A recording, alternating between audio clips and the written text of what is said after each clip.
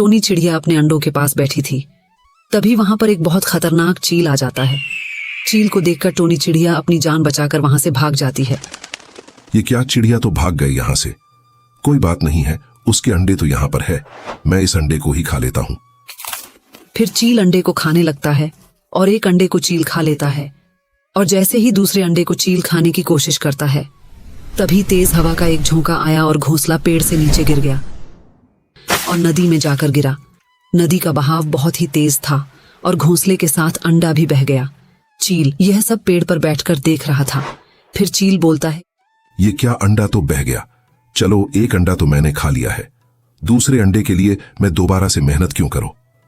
यह बोलकर चील वहां से उड़ जाता है और इधर टोनी चिड़िया उड़ते उड़ते दूसरे जंगल में आ जाती है और वह एक पेड़ की डाल पर जाकर बैठ जाती है। मेरे प्यारे प्यारे 2 अंडों को चील ने खा लिया है। अब मैं अपने अंडों के बिना कैसे रह पाऊंगी। टोनी चिड़िया उसे पेड़ पर बैठकर इसी तरह से अपने आप से बातें कर रही थी। तभी अचानक बारिश शुरू हो गई। बारिश बहुत ही तेज होने लगी। बारिश काफी देर तक हुई।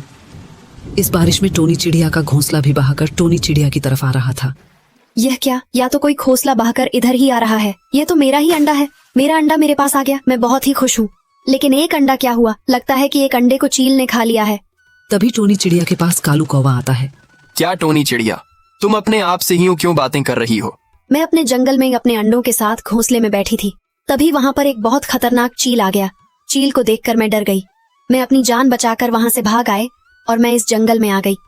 इस जंगल में जैसे ही आई, तभी बहुत तेज अचानक बारिश होने लगी और पानी में तैरता हुआ यह घोंसला मेरे पास आया। तो यह मेरा ही घोंसला था, लेकिन इसमें एक ही अंडा है। लेकिन मेरे घोंसले में 2 अंडे थे। अरे टोनी बहन, तुम चिंता मत करो, जो भाग में तुम्हारे लिखा था आज वही हुआ है तुम्हारे साथ।